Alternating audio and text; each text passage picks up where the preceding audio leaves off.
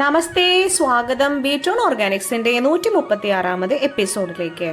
പുളിവെണ്ടയെ തേടിയുള്ള യാത്രയിൽ വളരെ യാദൃശ്ചികമായിട്ട് കണ്ടുകിട്ടിയിട്ടുള്ള ഒരാളാണ് കേട്ടോ പനച്ചിയം, ഉപ്പനച്ചം, പച്ചപ്പുളി, മത്തിപ്പുളി, നരണംപുളി, പനിച്ചകം, അനിച്ചം, കാളപ്പൂ, പനച്ചോല്, പഞ്ചവൻ, പനിച്ചാത്തി, കാർത്തികപ്പൂവ്, ഞാറപ്പുളി, കാളിപ്പൂ, പഞ്ചവം, മലൈപ്പുളിക്കായ, വൈശ്യപ്പുളി തുടങ്ങിയ പല പേരിൽ അറിയപ്പെടുന്ന വളരെ ഔഷധ ഗുണമുള്ളത് നമ്മൾ സാധാരണ ശ്രദ്ധിക്കാതെ വിടണതുമായിട്ടുള്ള ഒരാളാണ് അത് കേട്ടോ. ചെറുതായിട്ടൊരു കുഴഞ്ഞ തണ്ടാണ്, എളിഞ്ഞിട്ടിലൊക്കെ ധാരാളം മുള്ളുണ്ട്, നല്ല ഭംഗിയുള്ള മഞ്ഞയിൽ ചുവപ്പ് ഷെയ്ഡുള്ളൊരു പൂവുണ്ട്, ചെമ്പരത്തി വർഗ്ഗത്തിലാണ്. പുളി രസമാണ് കേട്ടോ. ചിലയിടത്ത് ഇതിൻ്റെ പൂവിനെ കാക്കാത്തി പൂവ് എന്ന് പറയാറുണ്ട്. ഇതിൻ്റെ ഇല ഉണക്കി പൊടിച്ചിട്ട് എണ്ണയിൽ ചാലിച്ചിട്ട് പുരട്ടി കഴിഞ്ഞാൽ നടുവേദന പോകുന്നുണ്ട്. പാരമ്പര്യ വൈദ്യത്തിൽ മഞ്ഞപ്പിത്തത്തിനും പ്രമേഹത്തിനും നീർവീഴ്ചയ്ക്കും ഒക്കെ ഔഷധമായിട്ട് ഉപയോഗിക്കുന്നുണ്ട് കേട്ടോ. ഇലയും പൂവൊക്കെ ഔഷധയോഗ്യമാണ്, കാലിത്തീറ്റയാണ്. എസ്പെഷ്യലി ആടുകൾക്ക് ഭയങ്കര ഇഷ്ടമാണ്.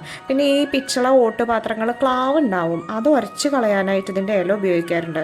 പുഴുക്കടിയുള്ള ഭാഗത്ത് ഇതിൻ്റെ ഇല കശക്കി തേച്ച് പിടിപ്പിച്ചിട്ട് ശംഖുഭസ്മം തേച്ച് പിടിപ്പിച്ചിട്ട് വീണ്ടും കഴുകി കഴിഞ്ഞാൽ മുടി വളരും.